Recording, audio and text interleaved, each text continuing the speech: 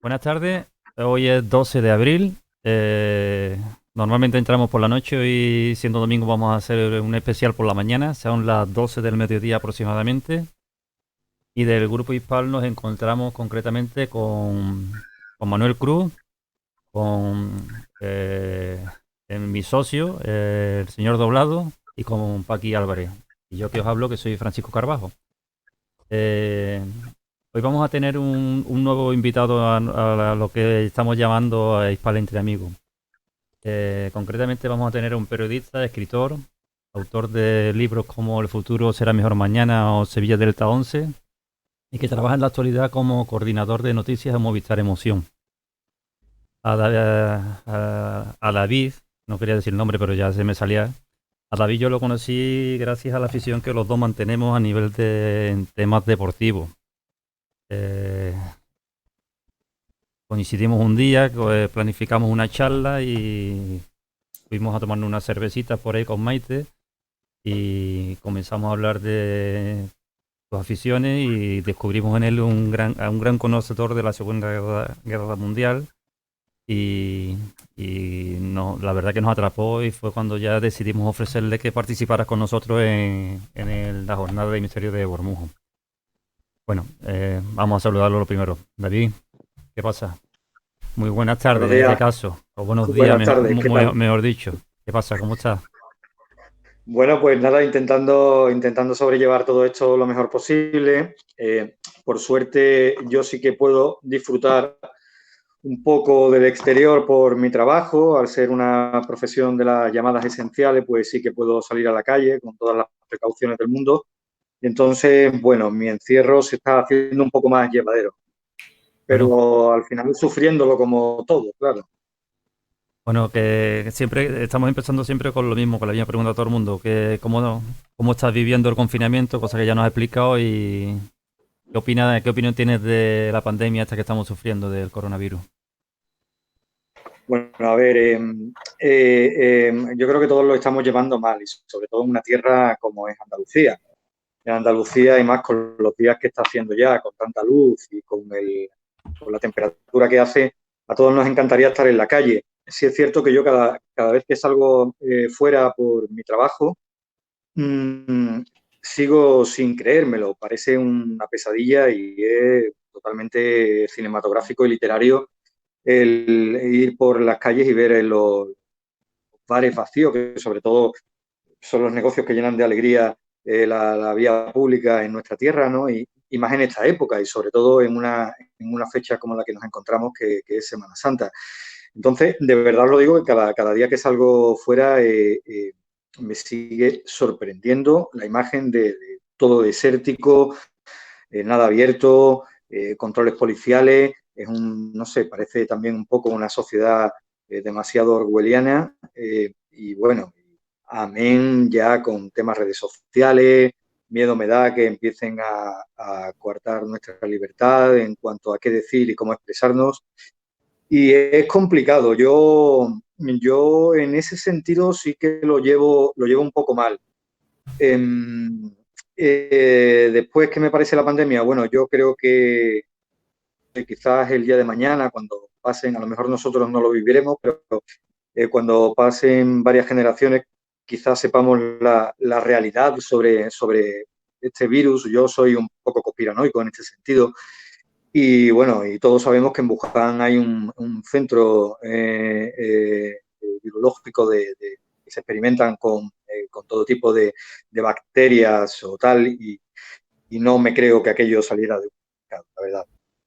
No lo creo. Y bueno, amén de que tampoco me creo que haya habido relativamente tan pocas muertes en un país que tiene prácticamente la tercera parte de la población mundial y bueno, una sociedad en cuanto a, ya sabéis, ¿no? En cuanto a libertad de expresión y comunicación tan restrictiva.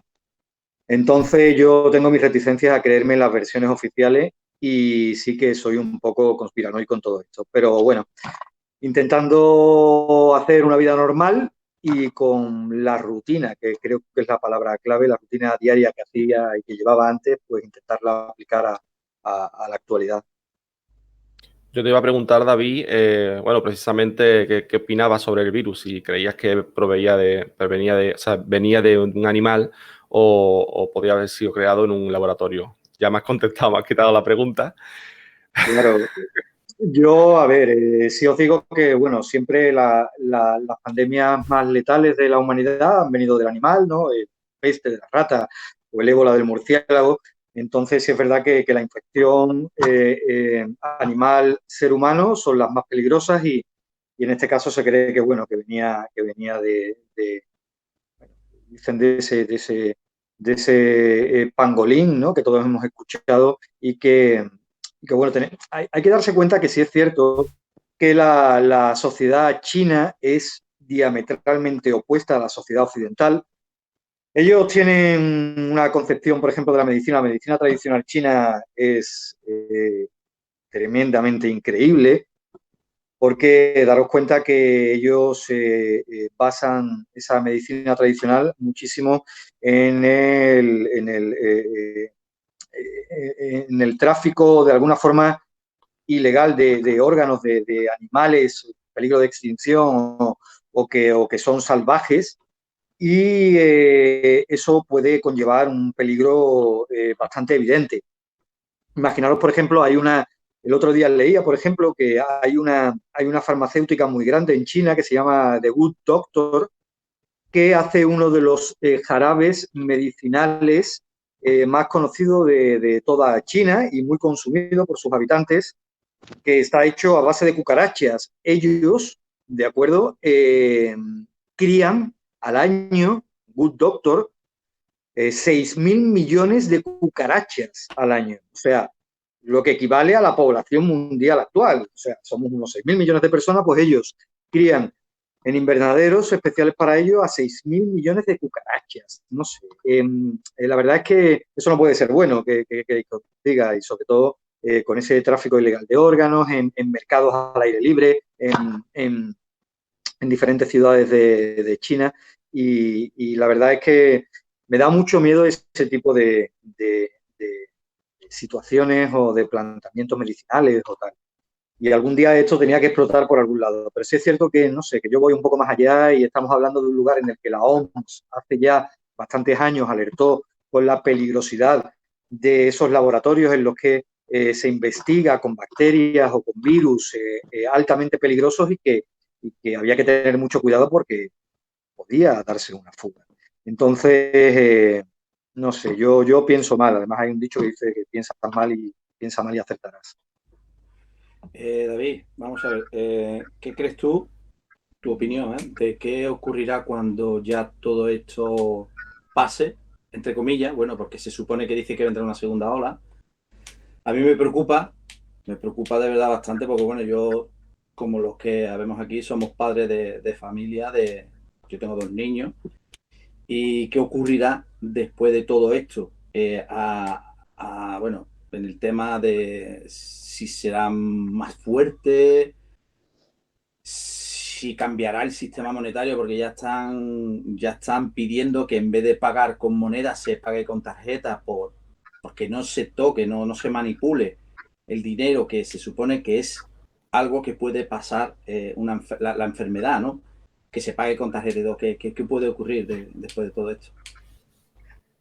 Hombre, yo creo que vamos a tener un periodo. A ver, a mí no me gusta ser ni pesimista, ni catastrofista, ni alarmista, ¿de acuerdo? Siempre intento ver el lado positivo, intentar mirarlo todo con cierto optimismo, porque la vida o la ves de forma pesimista o la ves de forma optimista, por muy mala que sea. Si la ves de forma optimista, al final siempre saldrán y florecerán más soluciones que si la ves desde el lado malo.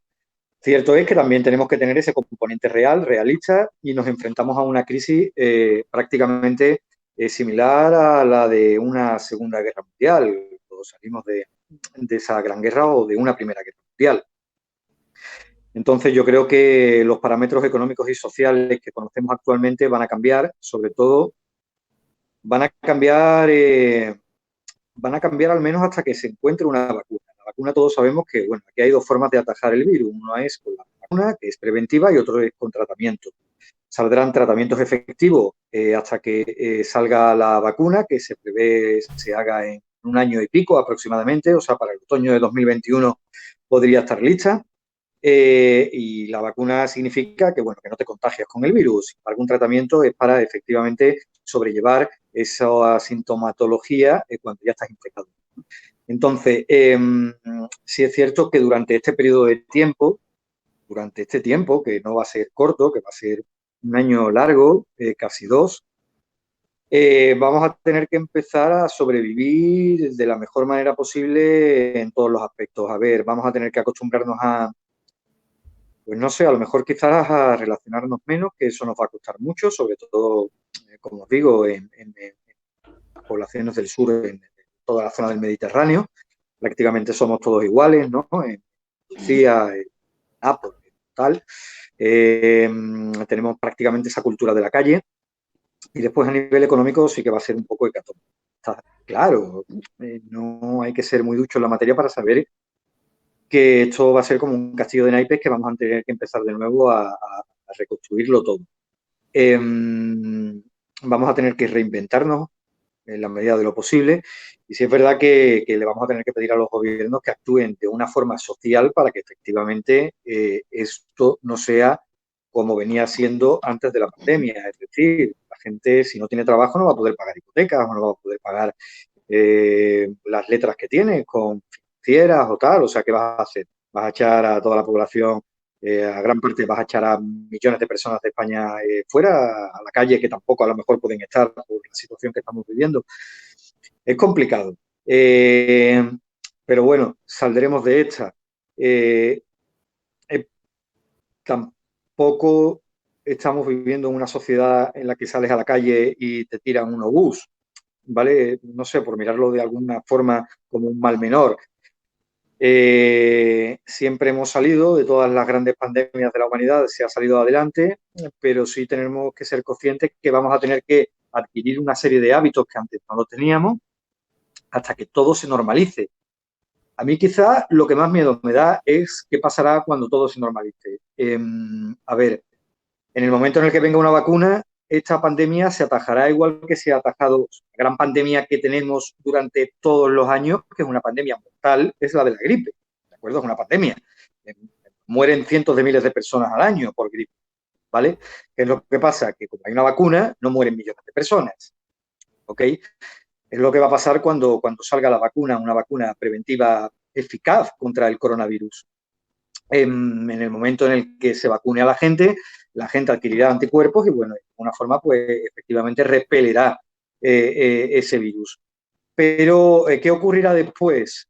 A ver, yo no quiero gobiernos paternalistas que nos digan, bueno, cómo tengo yo que emplear mi tiempo libre, cómo tengo que hablar o comunicarme a través de redes sociales. Entonces me da un poco de miedo el qué pasará después. ¿Qué pasará con todas esas medidas restrictivas que todos ahora estamos asumiendo, pero estamos asumiendo porque no hay más remedio, si después también se van a llevar a cabo? Entonces, casi que me da un poco más de miedo eso, ¿no? Las libertades y un poco pensar en ese tipo de sociedad futurista y distópica que vienen en muchas novelas y muchas películas que últimamente hemos visto en cine en estos años. David, nos has comentado que, bueno, tu profesión te ha permitido o te permite en este momento ciertas licencias, ¿no? Como salir a la calle, en fin.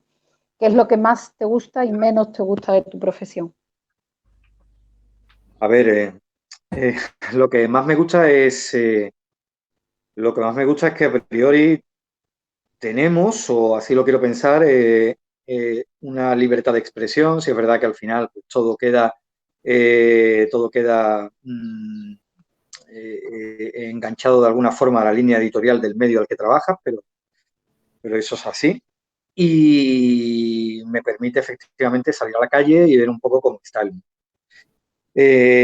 Aunque no trabajo en televisión, yo trabajo en un medio digital a nivel nacional, que es Movistar Emoción. Sí es cierto que, bueno, veo el mundo cada vez que salgo a la calle y lo veo a través de los ojos de cualquier medio del que estamos pendientes diariamente para ver qué ocurre fuera.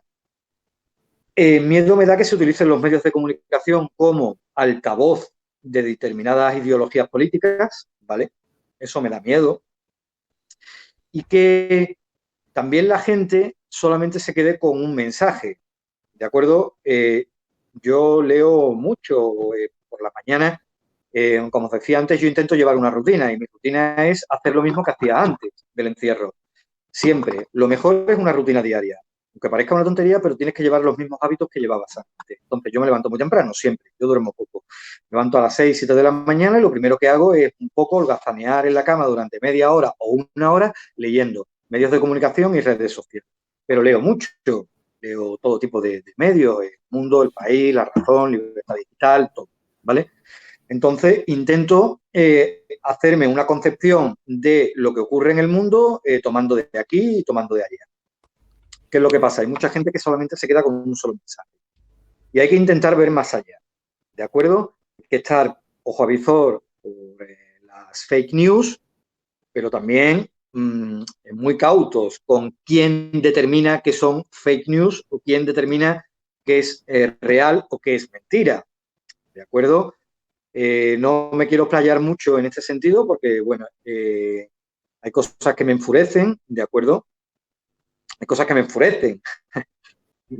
Solamente hay que leer mucho. Hay que leer mucho para saber quién controla qué, quién dice qué en determinado medio, qué medio es afín a uno o qué medio es afín a otro, e intentar quedarnos con un pensamiento global, ¿de acuerdo? Intentar ser un poco, en ese sentido, ecuménicos y ver un poco qué se cuece en un sitio, qué se cuece en otro, qué dicen unos o qué dicen otros. Y no solamente quedarnos con un solo mensaje, que eso es peligroso. Y bueno, lo que más me gusta de mi profesión es que hay muchos medios de comunicación, por eso intentemos leer todo, intentemos ver todo, escuchar todo y no quedarse con algo. Y lo que menos me gusta, pues quizás es esos mensajes tan a lo mejor adoctrinadores que hay por parte de ciertos medios, pues por una determinada ideología política que hay detrás. Pero bueno, es lo que nos ha tocado vivir. Es igual que si tienes, no sé, si tienes 40.000 canales de televisión, pues tienes una oferta muy variada. No sé, es que en la tele solamente hay telebasura. Bueno, telebasura si solamente ves un determinado medio de comunicación a una hora concreta. También te puedes ir a ver los tigres y los impalas de la 2, ¿sabes? Que también es muy bonita la naturaleza. O te puedes ir a ver, pues eso, un documental del Antiguo Egipto en D-Max o una serie de televisión.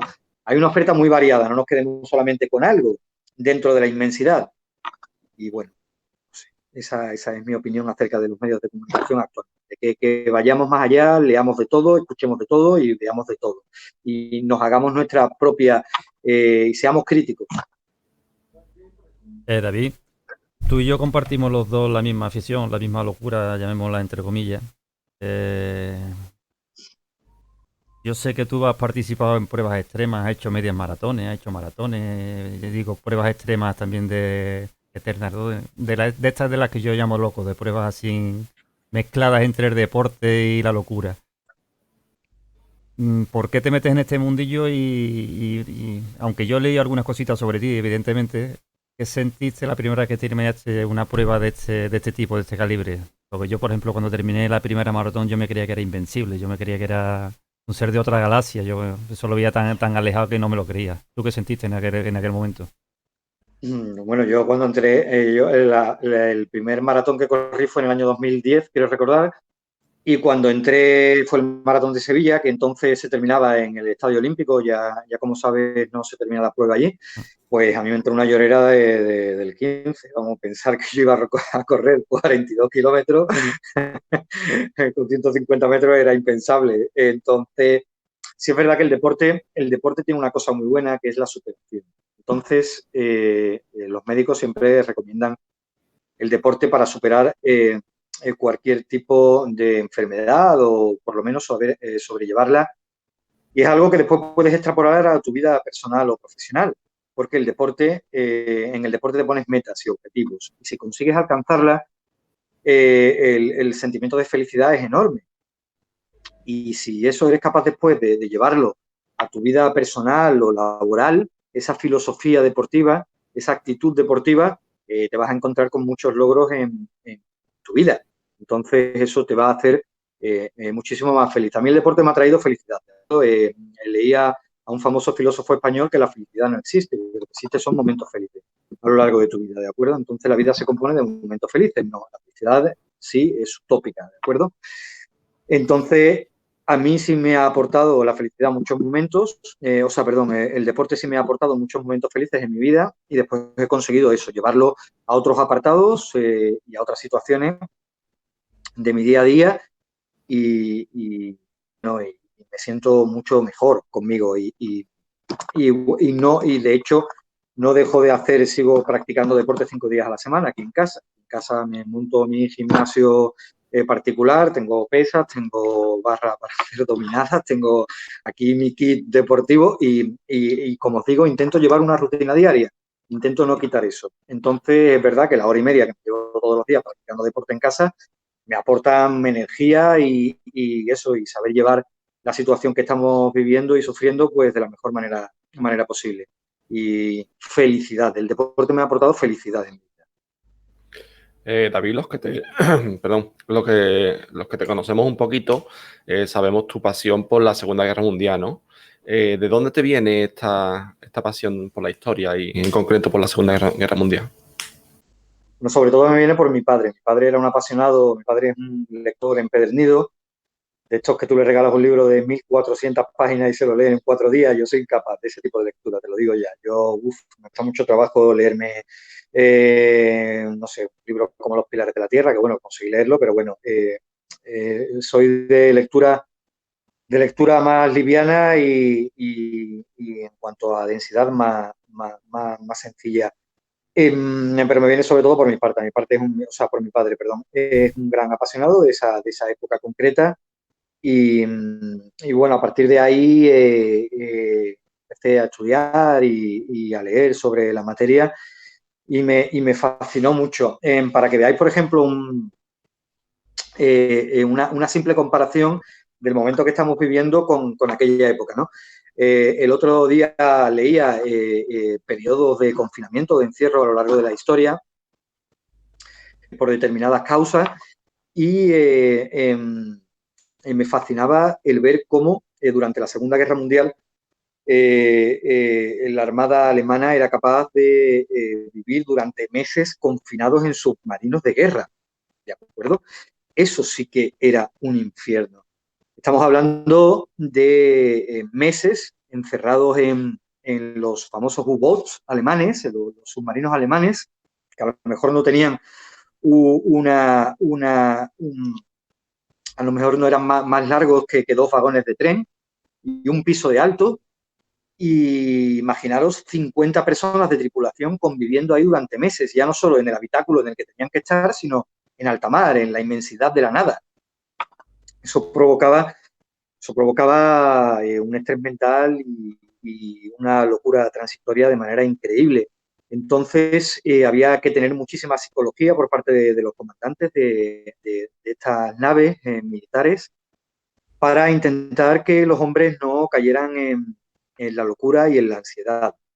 ¿Qué es lo que intentaban hacer? Lógicamente, se erigían en piezas claves, lógicamente, como dirigentes de un grupo, pero sobre todo, más que dentro de su rango militar, que estaban por encima de sus hombres, a nivel psicológico.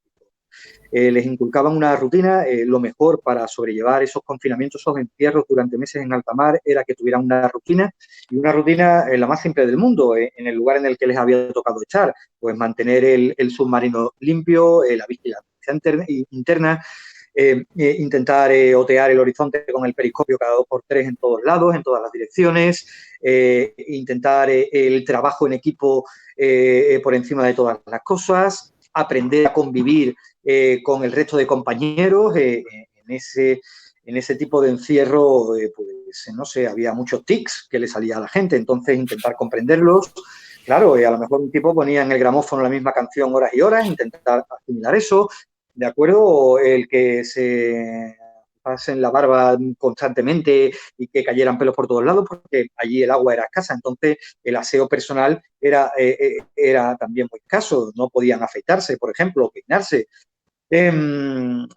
camas para cada dos, entonces se tenían que organizar para dormir por guardia o por turnos. Era tremendo. Intentar la luz del día era fundamental para los U-Boats. Entonces, cada X tiempo salir a la superficie e intentar que los hombres se relajaran viendo la luz del sol, que pudieran fumarse un cigarro y respirar aire puro. Pues igual que nosotros, intentar salir a la terraza, ver el sol, el cielo e intentar respirar aire. Ese tipo de rutina tan simple, igual que el tener una disciplina del día y la noche. En el interior de un submarino había dos luces que te indicaban que era de noche, en el caso de una luz roja, o que era de día, verde o azul. ¿Para qué? Pues para saber a qué horas comer, a qué horas dormir. Entonces, era una situación muy parecida a la que estamos viviendo hoy en día. Intentar llevar rutinas diarias, levantarte a una hora, no holgazanear en la cama, preparar la casa, limpiarla, preparar de comer, hablar con...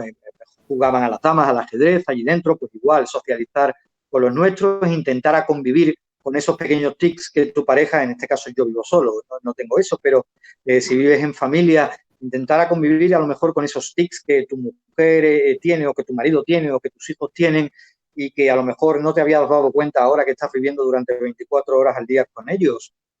Y es cierto que, pues sí, para que veas que, o sea, incluso en aquella época de la historia, como era la Segunda Guerra Mundial, había momentos muy parecidos a los que vivimos hoy día.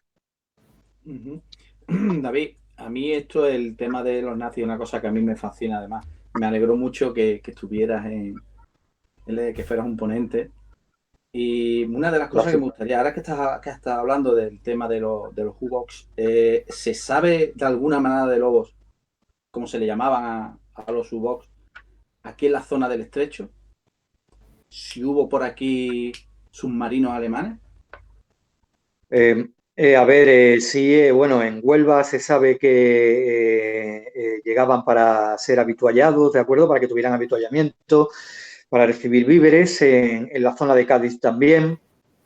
Hay una anécdota, creo que he perdido imagen por ahí de alguno de vosotros. Ahora, ¿no?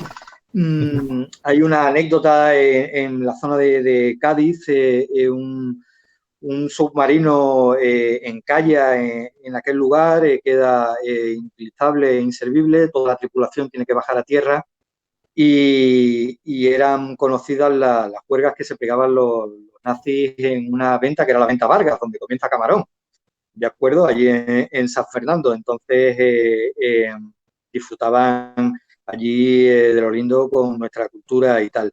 Sí, aquí había un gran entramado de espionaje nazi en todo el suroeste español, entre otras cosas porque era un enclave estratégico de cara al Mediterráneo y de cara a la campaña que tenían los alemanes en el norte de África, donde gracias a Cádiz, ¿no? Se cruzaba el estrecho y se conseguía pasar armamento o víveres, efectivamente, liderados por el famoso Rommel, ¿no? El zorro del desierto, Erwin Rommel. Entonces, aquí hubo muchísima actividad alemana. Daros cuenta también que éramos un país, aunque era no beligerante, España, que se declara no beligerante, salimos lógicamente de una guerra civil y no somos capaces ahora de meternos en una guerra mundial porque España está derruida, pero sí que nos posicionamos eso no significaba que fuéramos no beligerantes, era que no éramos combativos, porque no teníamos capacidad de combate, pero sí que éramos activos en ese sentido y España se posicionó perfectamente en la Europa del Eje. Entonces, sí que Franco dio y concedió mucha ayuda a la Alemania nazi, igual que después supo jugar muy bien las cartas. Franco fue un tipo muy listo y después supo muy bien jugar las cartas con los aliados cuando termina la Segunda Guerra Mundial, posicionándose en el bando de los aliados durante la contienda, que eran los ingleses y los norteamericanos en la famosa Guerra Fría, porque España serviría de colchón, ¿no? Con la URSS. Entonces, aquí hubo movimiento de todo tipo, espías, submarinos, y bueno, y después de la Segunda Guerra Mundial fuimos cobijo también de oficiales del nazismo que se confinaron aquí, bueno, entre comillas, ¿no? Porque aquí paseaban sin ningún tipo de pudor y que huyeron hasta nuestra tierra tras la Segunda Guerra Mundial. Y en Sevilla, David, ¿con qué intención se instalan?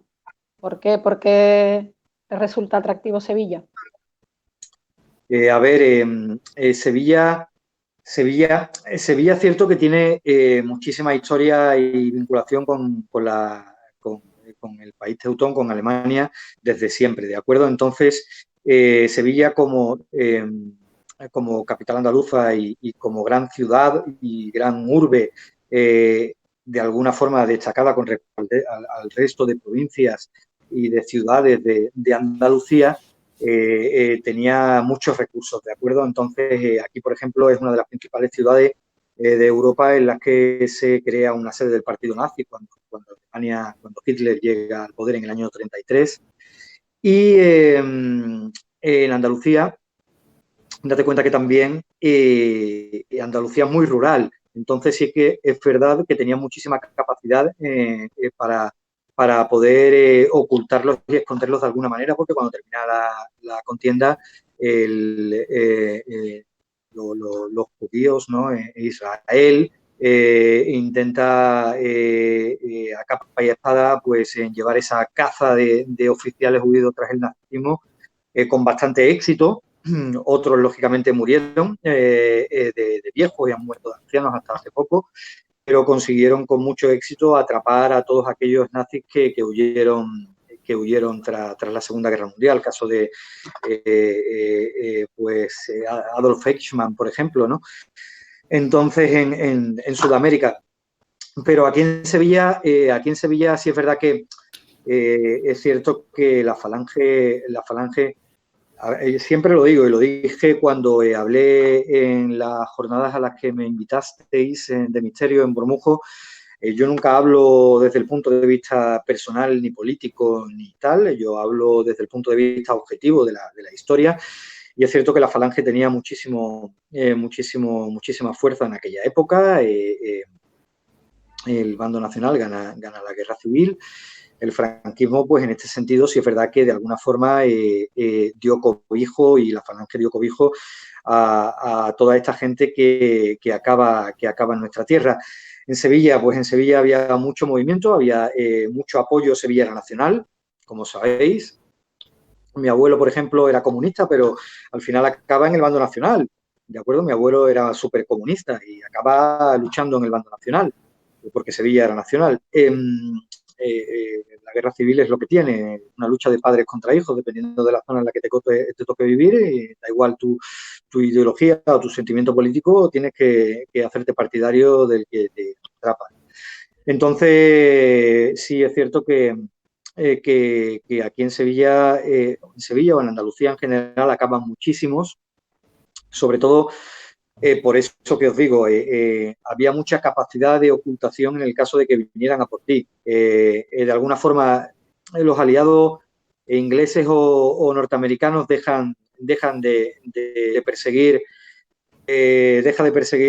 nazis, porque sí es cierto que al fin y al cabo eran tipos con mucho poder adquisitivo. Aquí en Sevilla, en la provincia, como sabéis, acabó León de Grel, que era belga, pero bueno, pertenecía a la Legión Valona, a las SS belgas, y era un tipo que acaba haciéndose con mucho poder económico, porque eran tipos muy listos, son ingenieros o son tipos empresarios con muchísima capacidad también de oratoria y de atraer grandes fortunas para invertir en el negocio que ellos dominaban. En el caso de la construcción, por ejemplo, con León de Grel, que acaba haciendo muchísimas edificaciones en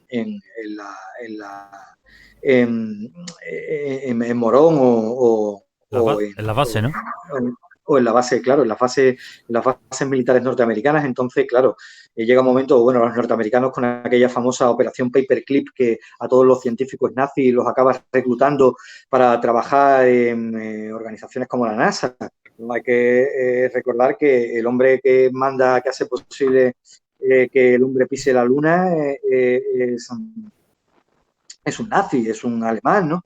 Werner Herzog, ¿no? Entonces, pues hay que tener en cuenta que en nuestra tierra, y sobre todo el clima, daros cuenta, por ejemplo, en en la Costa del Sol. Allí hay muchísimos alemanes que acaban ocultándose porque, bueno, el clima, el sol es algo que escaseaba en Alemania y cuando llegan allí, pues es un auténtico paraíso para ellos. Y después también hay un libro, El trapero del tiempo, de un autor, de un periodista malagueño, que te habla que ellos fueron un poco los precursores de la Costa del Sol que conocemos hoy día. En cuanto a urbanismo o en cuanto a poder económico se refiere. Así que, nada, Sevilla, pues igual que Málaga, por ejemplo, eran las dos grandes capitales, sobre todo Málaga, y también Málaga porque es costa. Entonces, en el caso de que vinieran también a por ellos, era otra forma de escapar. Y es una tierra que atrajo mucho siempre a los oficiales nazis o a todos aquellos que tenían ideología en este sentido. David, el gran enigma o el gran misterio de aquella historia es la muerte de Hitler. ¿Piensa verdaderamente que murió calcinado? Es que no hay ninguna evidencia. Entonces, a mí si no me muestran una evidencia científica de algo, a ver, yo aunque soy de letras, pero sí que soy muy empírico y necesito que me demuestren y me razonen las cosas, ¿de acuerdo? Entonces es muy difícil que tú me convenzas de algo si no me enseñas una prueba. Y si es verdad que no hay pruebas ninguna, no hay evidencia ninguna de que Hitler muriera en el búnker, en el Führerbunker, ¿vale? Bueno, aquel famoso cráneo que decía que tenía el KGB en sus archivos secretos de Hitler, pues al final se descubre que no es tal, entonces al final se acaba descubriendo que era un cráneo femenino, por lo tanto tampoco pudo pertenecer a Hitler. Y sí es cierto que yo en determinadas etapas de la historia o con determinados aspectos de la historia sí que soy conspiranoico, como el que estamos viviendo. Como os digo, creo que este virus no ha sido algo que haya pasado del animal al hombre, sino que creo que aquí ha habido un componente humano, en la mano del hombre ha estado metida. Os digo que Hitler tuvo muchísimas posibilidades de huir. De acuerdo, tuvo muchísimas posibilidades de huir. Y creo que acabó en Sudamérica, como sabéis, ¿no? Hay en Bariloche, la zona de Bariloche, que es donde se cree que pudo haber muerto. Daros cuenta que Hitler estaba enfermo de Parkinson. Hitler se cree que le quedaban pocos años de vida. Entonces, que sí que hubiera muerto no más allá de 5 o 6 años posiblemente tras la finalización de la Segunda Guerra Mundial, pero me resulta increíble creer que con toda la infraestructura que aún le quedaba al Tercer Reich, por mucho que los rusos y los aliados en definitiva habían acabado con ella, que tenía muchos recursos para salir. Y me cuesta creer que se suicidara. Me cuesta mucho creerlo, la verdad. Me cuesta mucho creer eso. Además, sí es cierto que de alguna forma es muy literario y muy cinematográfico creer en ese tipo de teorías y te dan a volar la imaginación. Entonces, los rusos, además, daros cuenta que Stalin siempre seguía creyendo que Hitler huyó.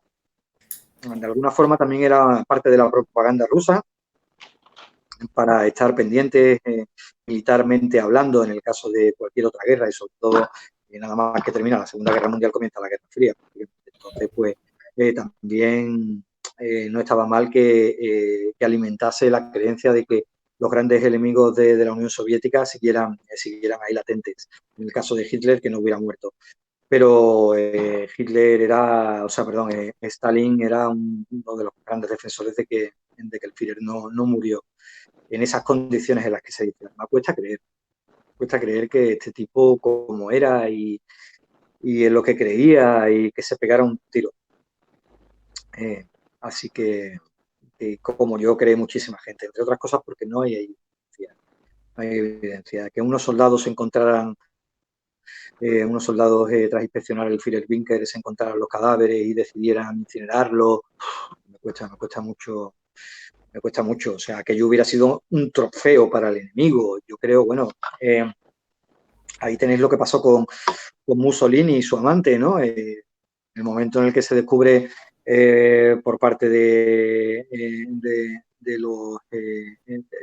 la resistencia italiana en el momento en el que se acaba con la vida de Mussolini y de su amante, pues lo primero que hacen es colgarlo y hacerle todo tipo de perrería a los cadáveres y exponerlos de manera pública. Yo creo que de alguna forma también hubiera sucedido esto si el cadáver de Hitler hubiera estado ahí, no se lo hubieran expuesto de alguna forma. Y imaginaros también la propaganda que hubiera sido enseñar eso. El primero que da la noticia de que Hitler ha muerto es la BBC, la radio. Entonces se informa en un boletín informativo, valga la redundancia, de que Hitler muere. Pues yo creo que eso hubiera sido una imagen con muchísima fuerza. Entonces, daros cuenta que el siglo XX, sobre todo a partir de la Segunda Guerra Mundial, el elemento propagandístico, bueno, sobre todo no antes de la Segunda Guerra Mundial, ya sobre todo desde que de la Alemania nazi, que es uno de los grandes precursores de la propaganda, llega al poder, una imagen, ya sobre todo el vídeo, ¿no? Con Leni Riefenstahl haciendo esos grandes vídeos, ¿no? Del esplendor de la Alemania nazi, para impresionar al resto, tenía mucha fuerza. Entonces, imaginaros el que Hitler hubiera, una gran fotografía de Hitler con Eva Braun, ahí el cadáver se mandó, sí, hay fotografías que circulan por ahí del cadáver de Hitler y tal, pero bueno, sí que es cierto que hay, no sé hasta qué punto eso es un fake. David, ¿qué crees que hubiera pasado? Porque se dice que Franco le negó a Hitler el paso de los carros de combate por España para invadir África. No sé si estoy en lo cierto. A ver, es que hay, no sé, hay mucho escrito sobre Hitler y Franco y sobre Franco y Hitler, ¿de acuerdo? De hecho, por ejemplo, hay un famoso, tras el encuentro en Hendaya, que todos conocemos, Hitler llegó a decir de Franco que que prefería un dolor de muelas a volver a reunirse con Franco, ¿no? Entonces, sí es verdad que, a ver, estamos hablando que la gran campaña del Afrika Korps sobre todo se centra entre los años 43, en el año 43 aproximadamente. En el año 43 también Hitler pierde, la primera gran operación de desembarco militar es la operación Husky, que es por la que pierde el control del Mediterráneo Hitler, ¿no? Ahí pierde gran parte también de todos los hombres del Afrika Korps, porque para liderar ese enfrentamiento con los aliados en el Mediterráneo, Hitler tira de Rommel y deja un poco desabastecido aquello. Entonces, sí es verdad que Hitler al principio de la contienda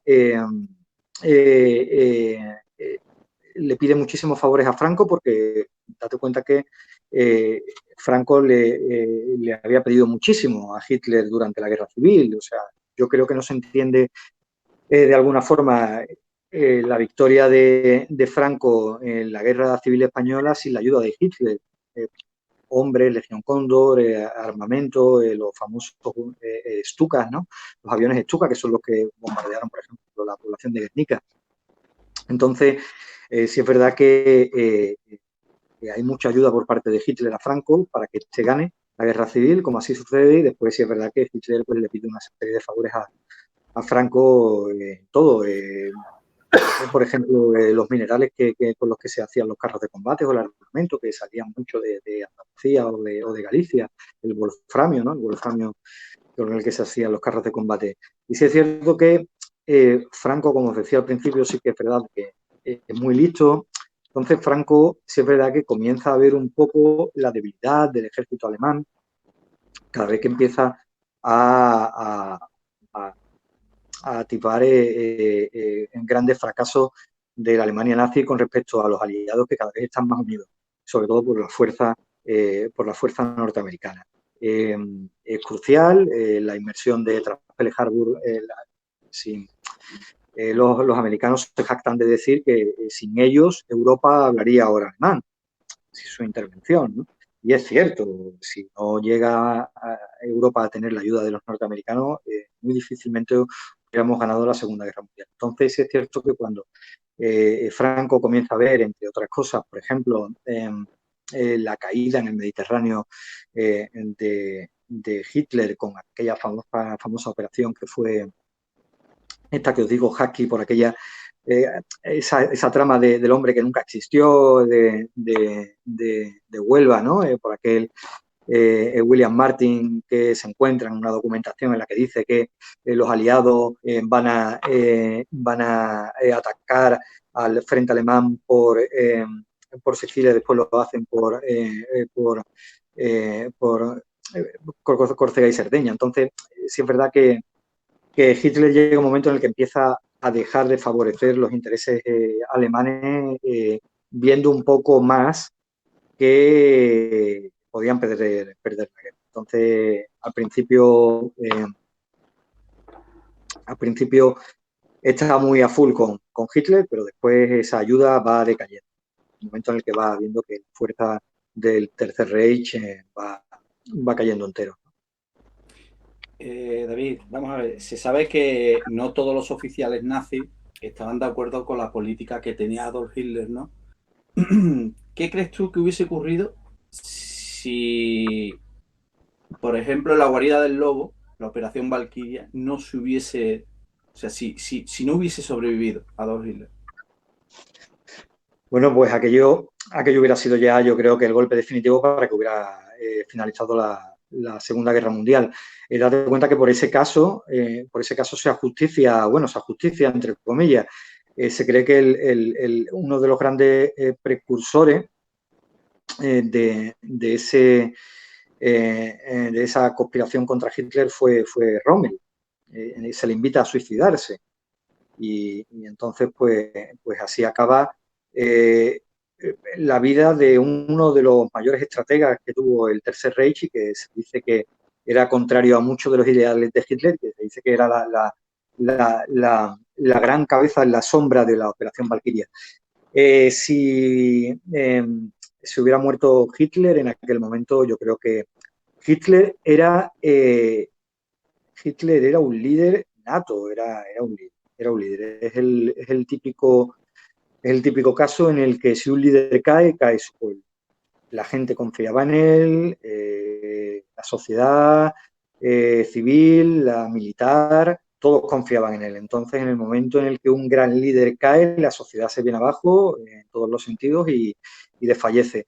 Entonces, yo creo que si hubiera tenido éxito la Operación Valkyria, el devenir de la Segunda Guerra Mundial hubiera sido otra.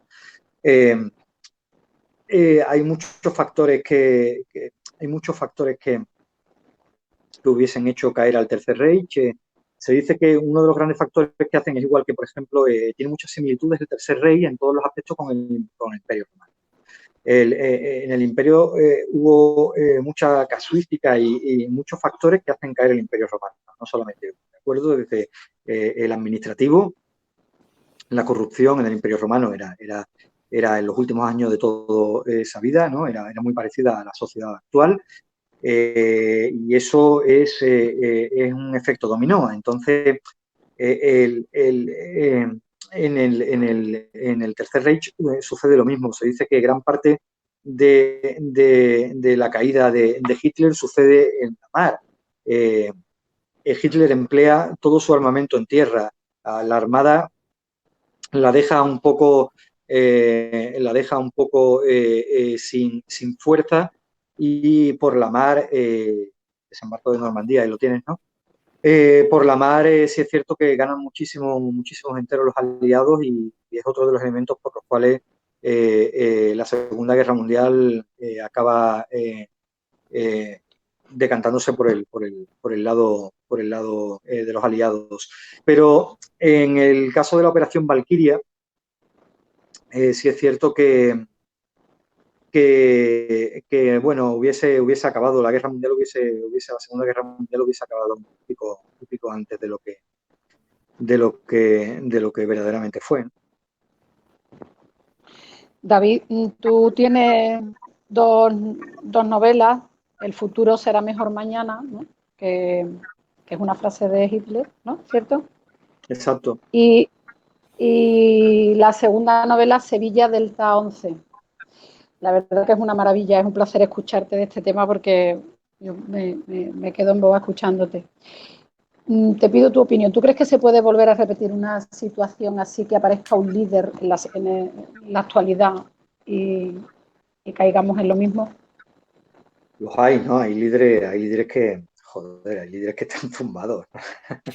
No hay que mentar a nadie, pero hay líderes que tienen muchísima fuerza, pero muchísima fuerza también porque tienen mucho poder sobre la sociedad. Al final, quien controla los medios de comunicación controla el poder, y eso le pasó un poco a Hitler. Al fin y al cabo, la radio y la televisión y el cine acaban en manos del aparato nazi, y al fin y al cabo la cultura igual. Libros que exaltaban la fuerza y la garra de la raza aria. Entonces, si tú al pueblo le das solamente una línea comunicativa y un camino por el cual seguir para pensar y actuar, al final estás adoctrinando al pueblo. Todo lo demás, ¿vale? Se nacionaliza o se acapara y al final todo acaba siendo el mismo mensaje. Entonces, claro que pueden existir. Y de hecho, a ver, unos más que otros. Hay, no sé, el caso, imaginaros la sociedad norcoreana, ¿de acuerdo? En el momento en el que acaba la guerra de Corea, China favorece a Corea del Norte y Occidente, los Estados Unidos, a Corea del Sur. Imaginaros el abismo que hay actualmente entre Corea del Norte y Corea del Sur. Corea del Sur es una de las sociedades más avanzadas del planeta, en todos los sentidos, ¿no? Bueno, imaginaros, ¿no? Una sociedad que tiene prácticamente el mismo número de habitantes que España y lo pronto que atajaron el tema del coronavirus, con muy pocas muertes en su haber. Pero Norcorea, o sea, Corea del Norte, los norcoreanos, ahí tienen un líder que, bueno, es increíblemente estricto, da una serie de mensajes establecidos, la sociedad está robotizada, solamente piensan, o sea, idolatran a su líder es lo más por encima de su familia, entonces lo que diga el líder va a misa. Allí sabéis que, bueno, hay muchas televisiones que han intentado acceder, Antena 3 estuvo hace unos años allí, haciendo había un programa documental que estaba muy bien, que se llama Con Jalis de la Serna, que este tipo es muy bueno, en Tierra Peligrosa, que consiguió los permisos para grabar allí. Pero claro, cuando tú grabas allí y te hacen un tour políticamente correcto, ¿no? Por dónde tienes que ir y por dónde no tienes que ir y qué tienes que grabar y qué no tienes que grabar. Por ejemplo, haceros una idea, imaginaros, ¿vale? Extrapolándolo a algo más local, ¿de acuerdo? Yo he trabajado muchos años en televisión, sobre todo es lo que más he hecho, y cuando a lo mejor grababa una noticia para la televisión en alguna zona conflictiva, ¿vale? Llámale 3.000 viviendas o llámale el Bacie, nosotros teníamos que pedir permiso a los líderes de la zona o los patriarcas, ¿vale? Entonces, cuando nosotros, por ejemplo, íbamos a grabar al Bacie, y se te ocurra ir a grabar al Bacie sin pedir permiso al patriarca del Bacie. Y se te ocurra.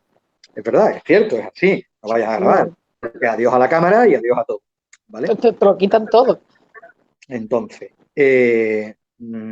vuelvo a decirlo, que nadie me entienda mal, pero es así, ¿vale? Si tú te metes en una zona relativamente de guerra, si los cauces políticamente o socialmente legales, atáñete, o sea, ten cuidado con las consecuencias que puedes sufrir. Entonces, cuando tú ibas allí, cuando tú pedías los permisos para grabar con las 3.000 viviendas, tú pedías permiso a Rafael Pertegal, que era el presidente de la Asociación de Vecinos de Martínez Montañés, la famosa calle de Las Vegas, ¿no? Este hombre era un hombre fantástico. pues todo era un poco como que muy bonito y nada que ver con lo que todos tenemos en la cabeza. Todo estaba muy bien, la gente era muy amable, te llevaban por los sitios a los que tú tenías que grabar, aquí, allá, la gente a la que tú tenías que rodar y entrevistar. Entonces, pues eso es un poco lo que pasa con las sociedades en las que tiene a líderes que lo controlan todo y que tienen el poder de hacerse con el pensamiento y la mente de las masas. Que sí pueden, claro, hay líderes que están un poco mal de la cabeza y están acaparando este tipo de herramientas que supuestamente deberían de ser para la libertad, para poder expresarse con libertad todo el mundo, para hacerse efectivamente con el pensar de esa gente y que se limiten únicamente a ser personas cuadriculadas y encerradas. Y hay un montón de líderes de este tipo. Entonces, pues claro, miedo me da eso, al que vamos a llegar cuando todo esto termine, si todo va a estar controlado. Si nos vamos a encontrar con una novela como esa, como 1984 de Orwell, que figuraron, ¿no? Hace hace casi 70 y tantos años que la escribió Orwell y más vigencia no puede tener.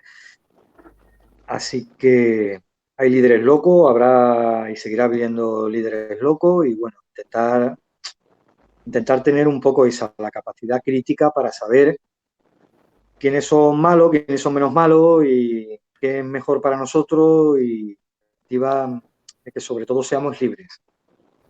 Como nos coarten nuestras libertades, mal lo hacen. David, Paqui antes te ha nombrado la Sevilla Delta 11. Sí. Un libro que escribiste basado, digamos, en sucesos que pasaron en la época de los 80 o 90 aquí en Sevilla.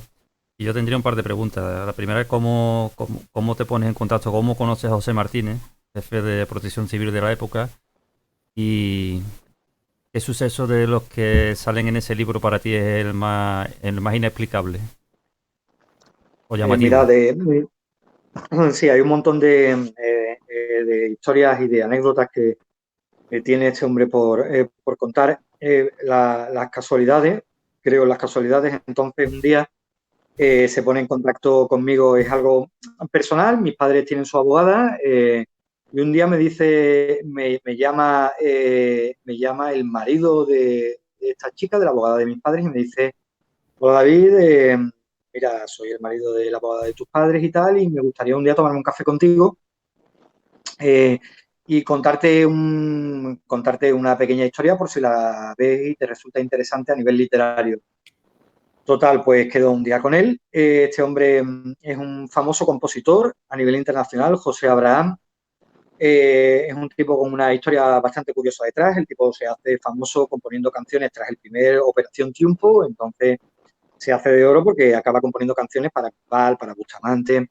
A partir de ahí, pues empieza a hacer colaboraciones internacionales con todo tipo de autores sudamericanos. Entonces, se hace un gran nombre dentro de la música, ¿de acuerdo? Y sigue componiendo hoy para estos cantantes y artistas. Entonces, un tipo que me cuenta su vida, la cual desconocía, después me pasa a contar que su padre desempeñó un cargo en los años 80 bastante relevante cuando Protección Civil dependía del Ministerio del Interior antes de que pasara a formar parte de las competencias autonómicas y locales que hoy en día tienen. Y pues era pues otro cuerpo y fuerza de seguridad prácticamente igual que podía ser la policía. Y me dice que su padre, pues eso, había vivido un montón de sucesos e historias relevantes de la ciudad de Sevilla o de la provincia en aquellos momentos y me dice, mira, pues me encantaría que tuvieras una entrevista con mi padre y que él te contara. A ver qué ves. Yo desde el primer momento le digo que yo no soy biógrafo, que a mí me encanta la novela y sobre todo la novela histórica. Y a partir de ahí, bueno, le dejo en un momento, he dado ese concepto bastante claro, ¿de acuerdo? Y me dice que, bueno, que es fantástico y que a ver si puedo tomarme tener una conversación con su padre y voy a conocerlo un día. Este hombre tiene un despacho de abogados bastante famoso en la calle, ¿cómo era? Bueno, una de las pocas calles de la Avenida de la Constitución, me reúno con él y nada, empieza el tipo, claro, o sea, uno de los grandes elementos que todo periodista anhela cuando le hace una entrevista a alguien es el que tenga todo tipo de material gráfico que poder suministrarte para corroborar lo que te está diciendo, ¿no? Entonces, es un pequeño tesoro que los periodistas ansiamos, anhelamos y alabamos un montón. Entonces, cuando yo llego allí, el hombre me empieza a contar, pues bueno, que él participa en el dispositivo de seguridad de manera muy activa cuando, por ejemplo, pues se desarrollan y se organizan los mundiales de fútbol en el 82 o cuando llega el Papa por primera vez a Sevilla, también a finales del 82, o me cuenta efectivamente que tuvo una colaboración muy activa en el dispositivo de seguridad de la madrugada durante la Semana Santa y que él vivió en primera persona los famosos sucesos de la madrugada del año 2000, con aquellas espantadas tan famosas. Entonces, claro, el tipo me enseña fotografías, además fotografías súper auténticas. Daros cuenta que hubo un momento dentro del periodismo en el que todo estaba permitido. Claro, había a lo mejor solamente un medio de comunicación, estaba la Televisión Española, Radio Nacional y pero una idea en los años 80. Entonces, claro, el periodista podía llegar hasta la cocina en cualquier aspecto que fuese a cubrir. Cuando a lo mejor iba a un juzgado, Televisión Española o Radio Nacional, le podía meter perfectamente el micro al ajusticiado antes de entrar a la sala.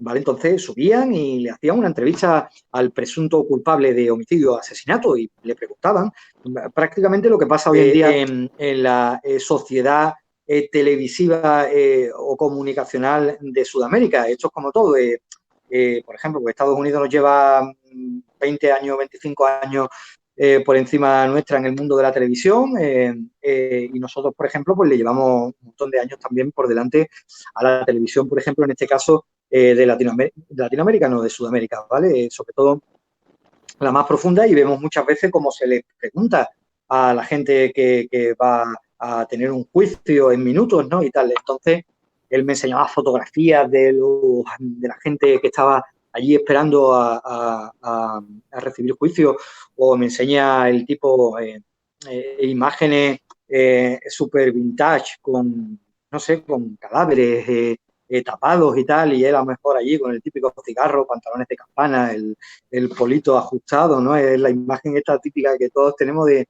los años 80 y entonces, o atestados policiales. O sea, era una pasada. Tenía mucha documentación. Entonces, yo lo que le digo es que a mí me encantaría escribir sobre él, pero convertirlo en un personaje literario, que a partir de unos hechos que han ocurrido en la realidad, inspirarme en ellos y convertirlo en un personaje detectivesco y novelesco y hacer hacer una novela negra con él como protagonista, en el que cada capítulo sea uno de los sucesos que me ha contado. Me contó un montón y solamente tuvieron cabida varios de ellos, algunos de los más llamativos. Entonces, pues les gustó un montón la idea.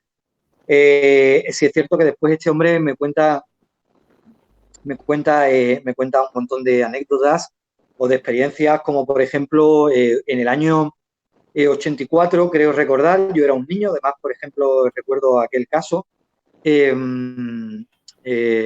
Yo soy del 77, en el año 84 tenía 7 años, además 84, 85 era una época súper increíble, ¿no? En la calle, en el cine, estrenar los Goonies, Indiana Jones, o sea, me encantaba.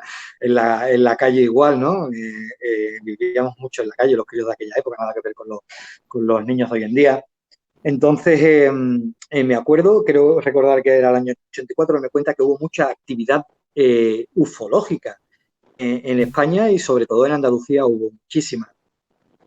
Y no sé si recordáis, ya si la memoria no me falla, creo que era el 84, ¿vale? Pero hubo una imagen en el cielo que se dijo que era un globo sonda, era algo metálico, redondo en el cielo, que se vio, no sé si en toda España, pero en Andalucía sí que se vio en todos los puntos. Y estuvo en el cielo durante muchísimo tiempo, estuvo horas ahí, y de esa circunferencia metálica que todo el mundo veíamos, que nadie sabíamos decir qué era, pues claro, hoy en día hoy en día leemos más, tenemos redes sociales, estamos bombardeados por los medios de comunicación, tenemos como que un poco más el sentido de lo ufológico, de lo misterioso, como más desarrollado. Hace 30 años, es verdad que 30 y pico años, no había tanto bombardeo de eso. Teníamos a Jiménez del Oso en la tele y, bueno, pocos más eruditos en la materia que nos hablaban de ello. Entonces, bueno, pues divagábamos sobre qué podía ser aquello. Total, que este hombre me dice que durante esa época hubo mucha actividad, que a él lo llamaban el cuartel general de Protección Civil, estaba en la Torre Sur de la Plaza de España. Sabéis que está la Torre Norte y la Torre Sur, donde está hoy en día la delegación y la subdelegación del gobierno. Entonces, él recibía muchísimas llamadas de gente que había visto avistamientos. ¿Ok? De hecho, un día dice que va a...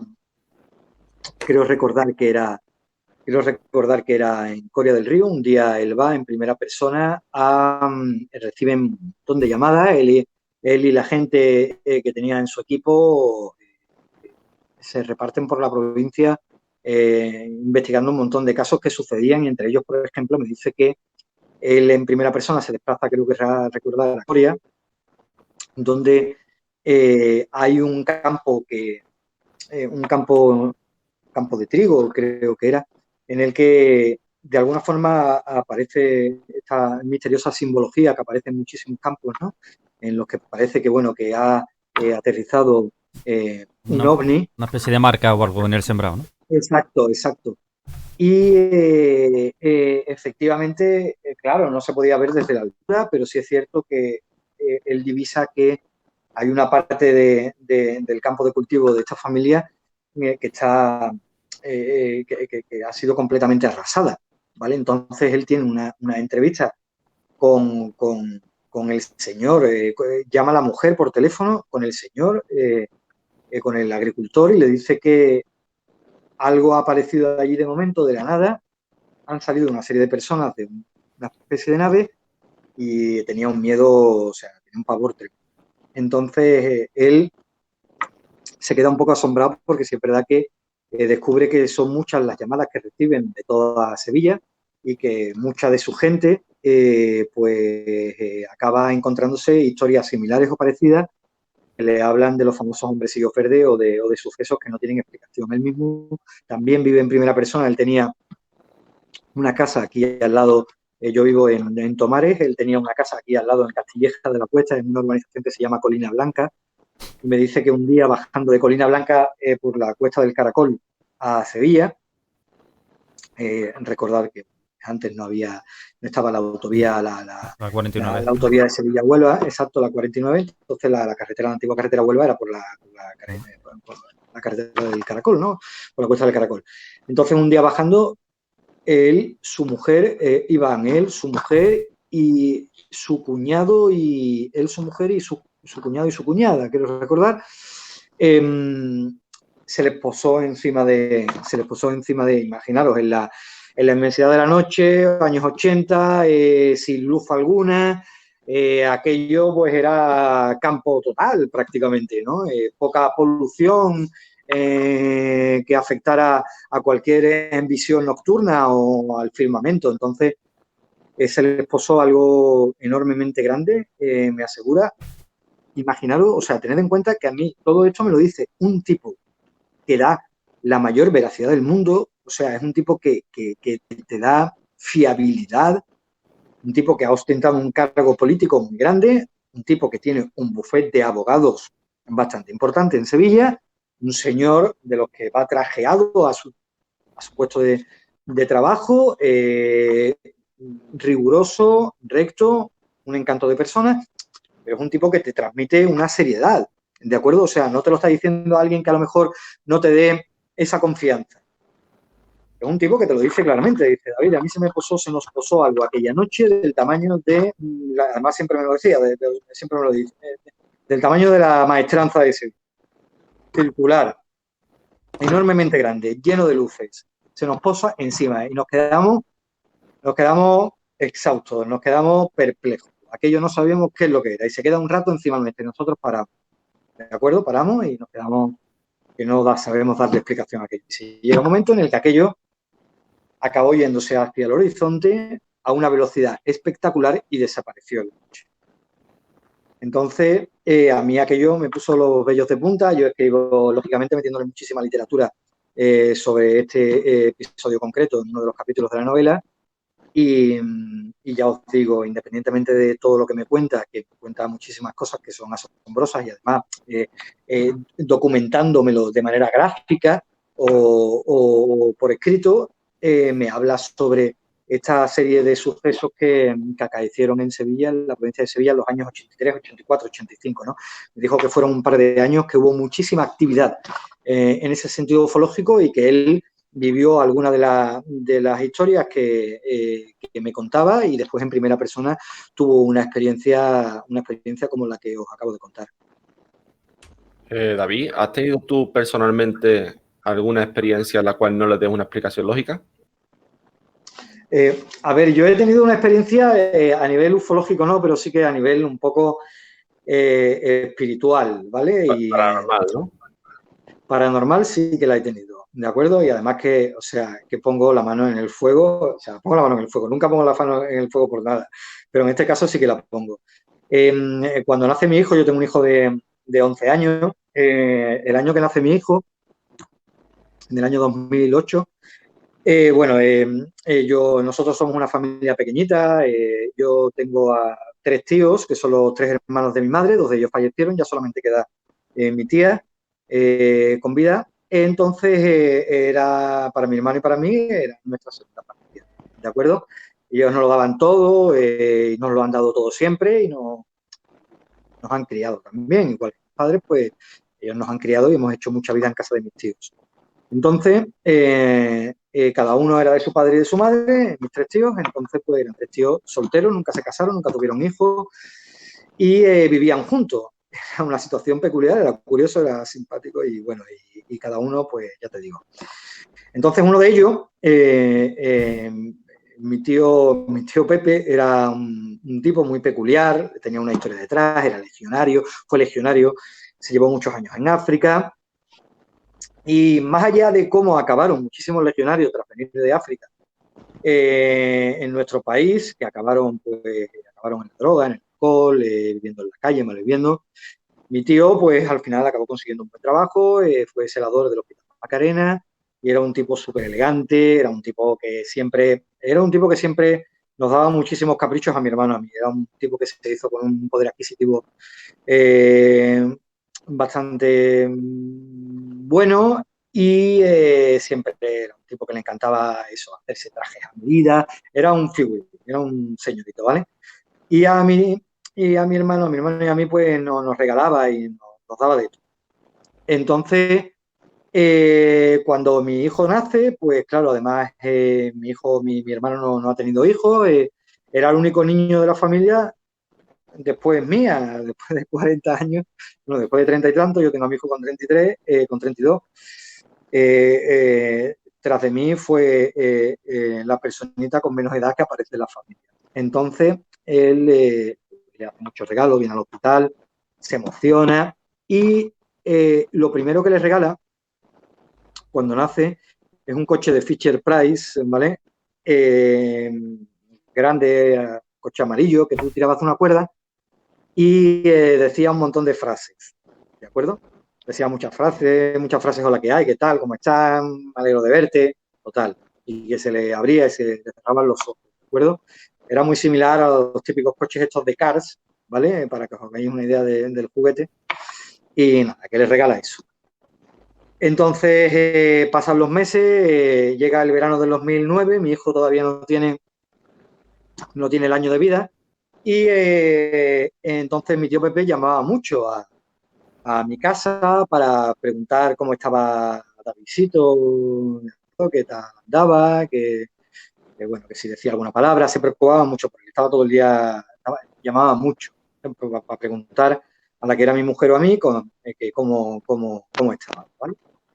Entonces un día llama por la mañana, yo estaba en la cama, era un fin de semana, era un sábado, yo estaba en la cama y escucho que suena el teléfono, la que era mi mujer ya se había levantado, David ya dormía, ya tenía su habitación, los primeros meses dormía con nosotros en la cuna, en una cuna al lado de la cama de matrimonio, ya empezamos a dejarlo en su habitación.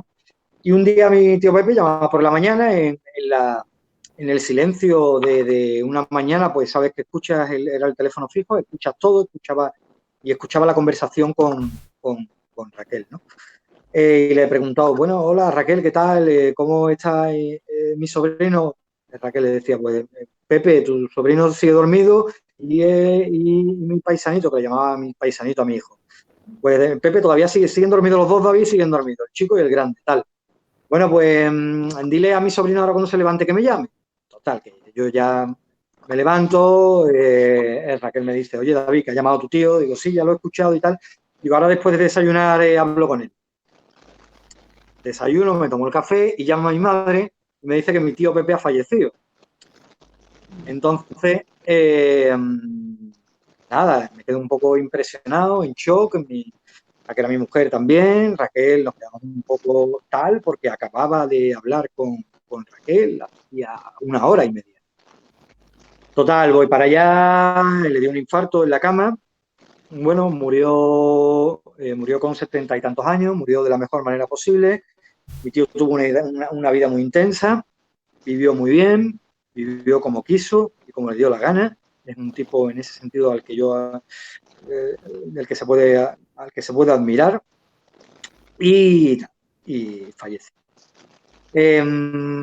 Y al día siguiente se incinera y esa misma noche, es un sábado, lo velamos en el tanatorio y al día siguiente, sí, era domingo, como era domingo el cementerio de San Fernando no tiene incineraciones, tuvimos que ir a la Algaba, lo incineramos en la Algaba y esa misma noche era verano, era junio, julio, pues lo típico, era una noche de verano, con mucho calor, lo tienes todo abierto, entonces en esas noches, claro, no por el peque no poníamos el aire acondicionado para que no se resfriara, las ventanas abiertas, todo abierto, escuchas todo, ¿no? Escuchas las cañerías, lo escuchas todo. Sí, es verdad que sería la fase REM de mi sueño, yo estoy fritísimo, yo no me he enterado de nada y escucho que Raquel me empieza a pegar codazos en la cama. Me dice, David. Digo, ¿qué pasa? Dice, escucha eso. Y escucho, y era el coche que le había regalado mi tío a David. Y el coche no paraba de repetir una y otra vez la misma frase. El coche tenía 10 o 11 frases, yo qué sé, tenía un montón de frases. Y la única frase que decía el coche era, hasta luego, ya nos veremos, algo así. Hasta luego, ya nos veremos, hasta luego, ya nos veremos, hasta luego, ya nos veremos. Y lo paraba de repetir. Raquel estaba un poco acojonada, hablemos en plata, ¿vale? Entonces, a ver, yo me sorprendí muchísimo, pero bueno, yo tranquilizar a Raquel, Raquel.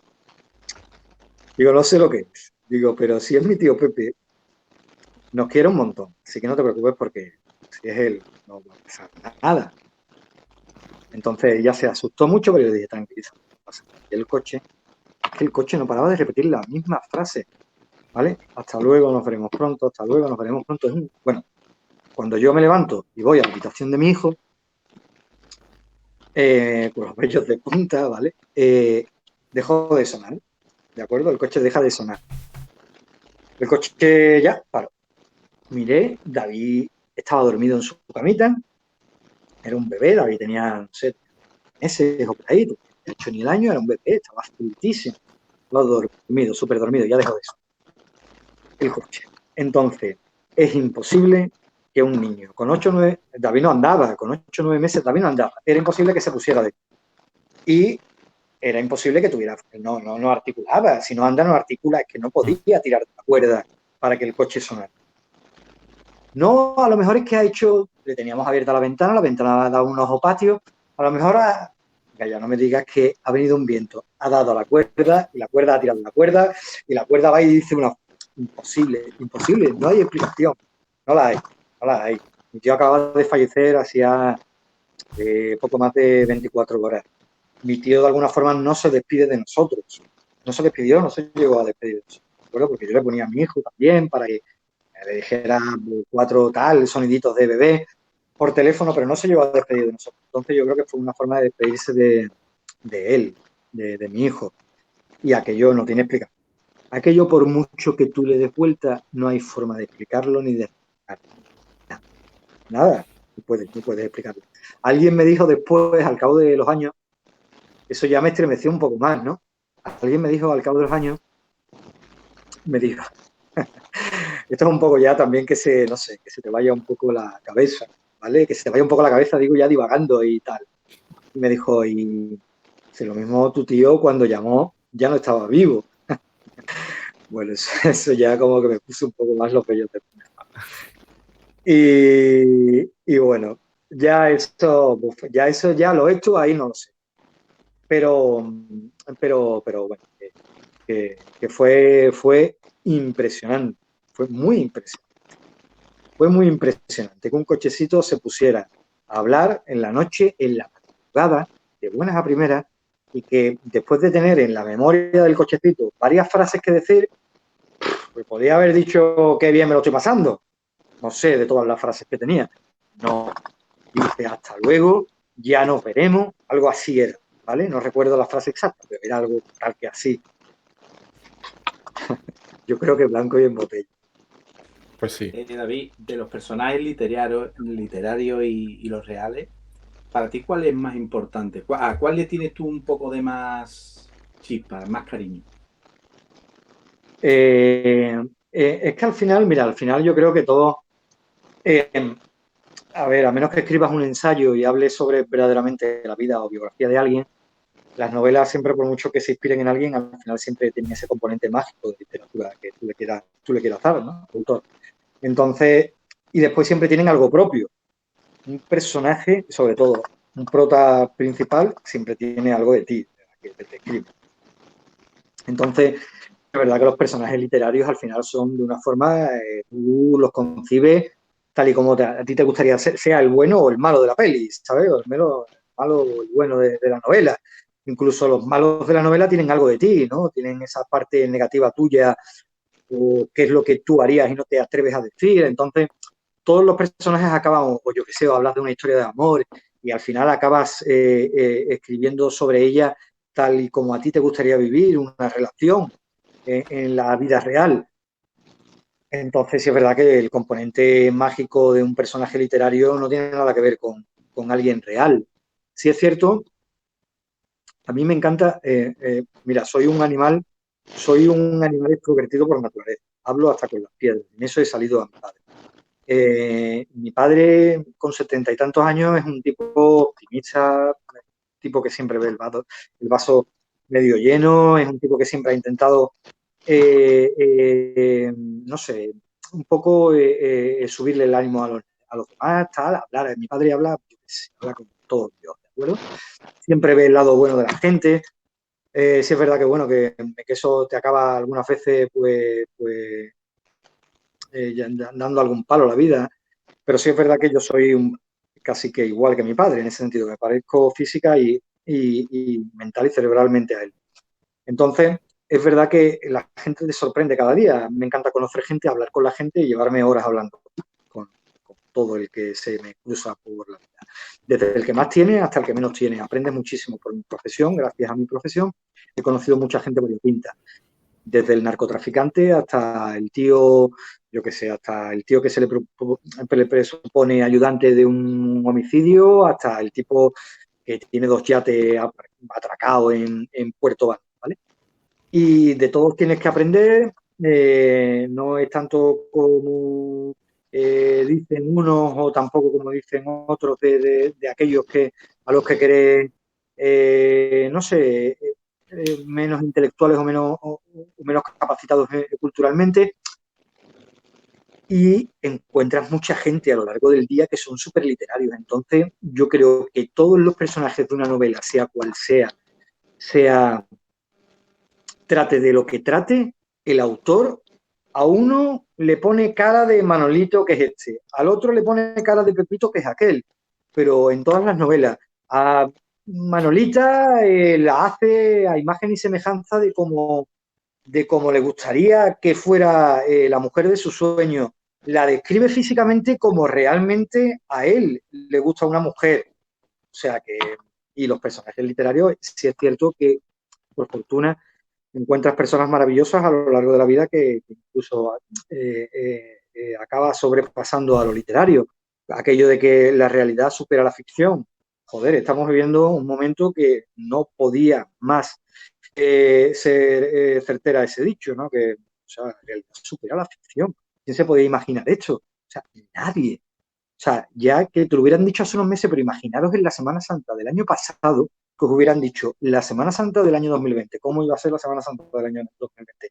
Nadie se le pasaba por la cabeza. Entonces, los personajes literarios son preciosos porque al final tú acabas poniendo ese componente personal en cada uno de ellos, pero por fortuna sí es cierto que muchas veces la realidad te sorprende y acabas encontrando personas maravillosas.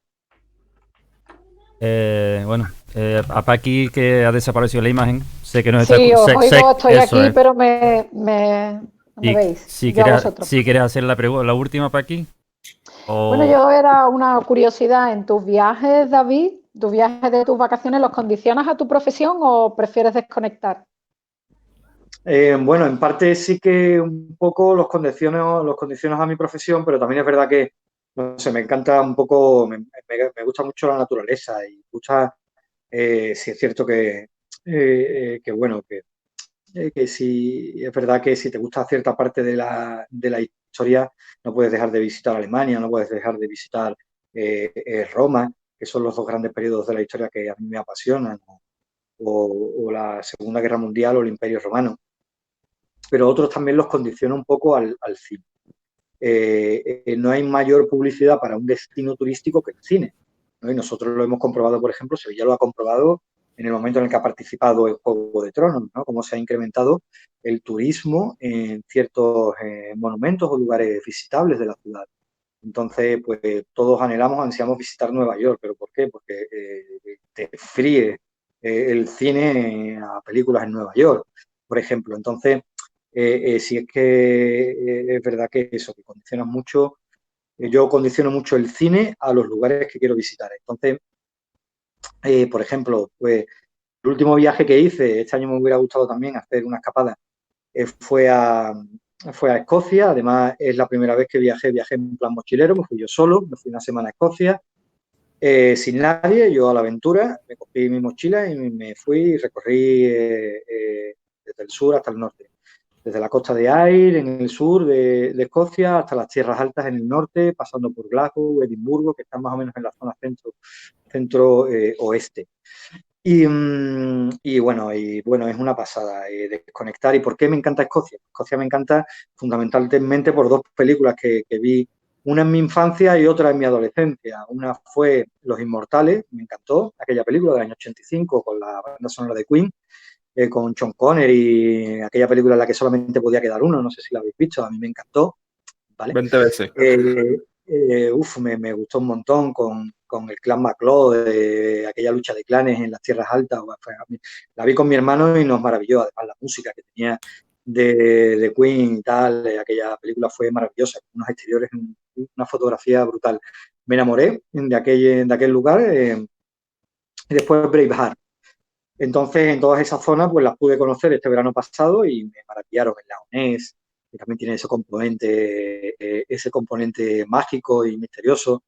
No sé si habéis estado, ¿no? Pero en el lago Ness no se ve absolutamente nada, porque es un lago negro. Claro, es un lago negro, es tierra volcánica, entonces tú no ves nada. Si hay un bicho allí, no lo vas a encontrar ni lo vas a ver. Entonces, es súper mágico. Sí es cierto que es súper mágico.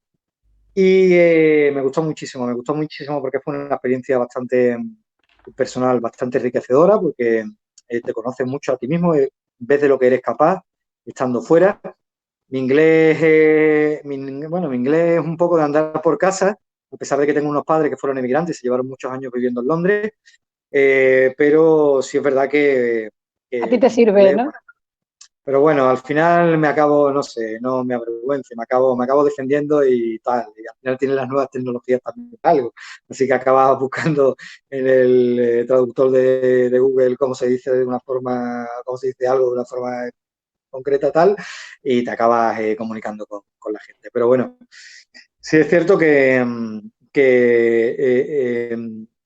sí me condicionan ciertos aspectos de mi vida, mis aficiones mis aficiones en todo, por la historia o por el cine, a dónde quiero ir. Entonces, sí, por ejemplo, me encanta la filosofía oriental, me gusta mucho el rollo zen, me gustan muchísimo, no sé, todo aquello, leer sobre la paz interior e intentar desconectar cerebralmente y todo lo que viene siendo eh, las enseñanzas budistas. Entonces me encantaría conocer Asia. De hecho, quería haberme ido a Asia, pero Asia en esa época del año se te va de presupuesto. Y bueno, la segunda opción era Escocia y me fui a Escocia. Y nada, está bien. Paco, no me riñas. Es que Ah, ya que has nombrado que es un aficionado al cine, una de las preguntas que se me quedan en el tintero es ¿qué película nos recomiendas sobre la Segunda Guerra Mundial que haga justicia, que nos pueda, que haga justicia sobre esta época de la historia? Bueno, a mí me molan un montón de pelis, ¿vale? Me gustan Venga, un pues montón dinos, que tomamos de la nota que Segunda ahora Guerra una, mismo. Mundial. una, Mira, una, la que tú creas mejor. a ver, me apasiona, la he visto 300 millones de veces, como buen sevillano soy muy exagerado, ¿vale? Me encanta La Gran Evasión, ¿vale? Es que me La gran encanta esa película. evasión. Ah, La sí. Gran Evasión, con Steve McQueen, me Sí. encanta. Me encanta esa película, además que es una historia real, con Richard Attenborough como el Gran X, me encanta. Además, esa historia, mi padre se trae de Inglaterra un libro, mis padres estuvieron viviendo en los años 70 en Inglaterra, estuvieron en Londres viviendo en el condado de Kent durante 5 años. Y mi padre se trae mucha bibliografía de aquella época y se trae un libro precisamente en el que narra cómo fue la gran evasión, cómo construyen esos 3 túneles, ¿no? 3 túneles por si descubrían uno, irse al otro, y si descubrían 2, irse al otro, ¿no? Entonces, me encanta, y me encanta con Charles Bronson, James Coburn, John Sturges, que es el director, que después lo reunirá de nuevo a todos en esa maravillosa película que son Los Siete Magníficos, que es un western. Acaba el mismo staff y el mismo equipo de protagonistas acaba después interpretando la peli de Los Siete Magníficos. Entonces, La Gran Evasión me encanta. Es una película, si es verdad, es una película muy idílica y muy aventuresca, ¿no? Porque después es una película que se rueda en los años 60, entonces no tiene nada que ver con el cine tan realista que hay hoy en día. Caso de Salvar al Soldado Ryan, que es una de las mejores recreaciones de la historia a nivel cinematográfico del desembarco de Normandía, o El Sí, Hundimiento, que es muy buena, que te narra las últimas horas también, de Hitler, también de es un muy Hitler buena. vivo. Entonces, claro, aquel cine me encanta. El cine de los años 60 me encanta. El cine bélico de los años 60, los violentos de Kelly, me encanta igual, los violentos de Kelly con Clint Eastwood y con un Clint Eastwood súper joven ¿cómo se llama? Este tipo, que es muy bueno, que son el padre y el hijo actores. Bueno, no me acuerdo, él es ¿No te brutal, llamaban que Goya, lleva un puede tanque. ser? ¿Quién? El Goya, que le decían Goya, que era calvo. No, el tipo este... Suena a mí eso. Eh, Donald Sutherland, ¿vale? Donald Sutherland lleva un tanque, un Matilda, en la Segunda Guerra Mundial, y está como una cabra, está Poniendo los totalmente loco. altavoces grandes, ¿no? Exacto, me encanta esa película, que van todos van todos en busca de, sabéis que hay mucha mitología en torno al tema de esos grandes escondites nazis donde ocultaban oro en forma de lingote o donde confinaban obras de arte y tal. Entonces hay un pueblo en el que escuchan que efectivamente los alemanes tienen un montón de lingotes de oro y se reúnen un montón de locos para ir en su búsqueda. Entonces esa película me encanta, o 12 del patíbulo. Pero lo malo es que tiene tres triggers, ¿no? Tres triggers. Claro, efectivamente. Es que el cine bélico de los años 60 Muy buena. es tremendo, me encanta el cine. Y después las bandas sonoras son geniales. Como realistas, claro, como realista el cine actual, Das Boot, ¿no? Que te narra la vida en un submarino, súper buena. No recuerdo, una miniserie hace unos años también, una miniserie alemana que también era fantástica, que te narraba el Alemania nazi desde el punto de vista de varios amigos alemanes ¿Hermanos de sangre? Un judío. ¿El qué? ¿Hermanos de sangre? Hermanos de sangre. No, Hermanos de sangre, ¡bah! Me encanta. Uf, qué buena esa serie, sí. Dijimos una película solamente. Tom Hanks y Steven Spielberg, Hermanos de sangre. Bueno, esa película es brutal, esa serie es brutal. ¿Era de Tom, es otra... director o no era Tom Hanks y Steven Spielberg son productores. Sí. Son los productores también, que después... hizo otra también. Exacto, que te hablaba del Pacífico. De hecho, se llama de de Pacífico. De hecho, se llama de Pacífico y te habla de la Segunda Guerra Mundial en aquel teatro de operaciones, con los japoneses como malvados, ¿no? Entonces, esta serie, no recuerdo cómo se llama, pero era una miniserie de 3-4 capítulos, ¿de acuerdo? Entonces, narra un poco la historia de varios amigos que le coge el estallido de la Segunda Guerra Mundial y es un poco desde el punto de vista humano. Para que nos hagamos una idea, no todos los alemanes eran unos sádicos, unos malvados de cine, ¿no? Sino que había gente normal y corriente, como tú o como yo, que le coge la guerra y se tiene que alistar porque no tiene otra. ¿Enemigo a las puertas? De Alex Enemigo a las puertas, muy buena, con la del francotirador, sí. Existió de verdad. Qué buena película, sí. Es que hay muy todos buen... los oficiales nazis. Hay muy buen cine bélico, además cada día. A ver, daros cuenta que Hollywood está manejada por el gran lobby judío. O sea, el gran lobby judío maneja no solamente Hollywood, sino también gran parte de los medios de comunicación, o sea, New York Times en Estados Unidos. Entonces, al lobby judío nunca le va a interesar que aquello se pierda. Siempre le va a interesar que, de alguna forma, lo veo bien, esté latente lo que ocurrió en aquel momento, como murieron tantísimos millones de judíos por culpa de un jodido loco como fue Hitler. Entonces, por eso nunca se dejan de hacer películas o libros sobre la historia de la Segunda Guerra Mundial y siempre está tan vivo. Y es verdad que gusta tanto porque como siempre salen esa cantidad de historias con más o menos mitología dentro de ellas tan llamativas, pues no sé, hay mucho de lo que hablar y seguirán surgiendo historias personales o sobre objetos o tal que nos seguirán fascinando. Bueno, como veréis con David nos podemos llevar aquí hablando varias horas. Llevamos ya 1 hora y media pasada de largo. Es la primera vez que pasamos la 1 hora y media, gracias a ti, David. Y se nos han quedado cortas, se nos quedan muchas preguntas en el tintero. ¿Se nos queda corto? Se nos quedan muchas preguntas en el tintero seguramente a todo el mundo, pero no pasa nada. Otro día quedamos con él, lo dejamos descansar un poquito, que eche la lengua un poquito en agua y ya descanse. Mira, os puedo enseñar, salgo en un momento de aquí de pantalla, os voy a enseñar una cosita que no te vayas, luego me la enseñas, que te quedas una preguntita, la última. Vale. Porque si no como hoy, ¿sabes? Bueno, vale. Lo dicho, es cierto y te lo tenía que decir porque en la última conferencia de misterio que nos diste en Bormujo, que a propósito de todo el que la quiera ver, la tenemos en nuestros enlaces dispar que están puestos en la pantalla y podéis disfrutar de David al completo hablándonos de oficiales nazis. Pero he estado leyendo entrevistas que te hacen eso y ahora entiendo tu afición por el fútbol, David. He leído por ahí que tú jugabas de portero delantero y los porteros delanteros, normalmente el que juega de portero de fútbol mucha idea no tienen. Claro, te lo tengo que decir. Pero escúchame, pero la pregunta no es esa, perdóname, la pregunta no es esa.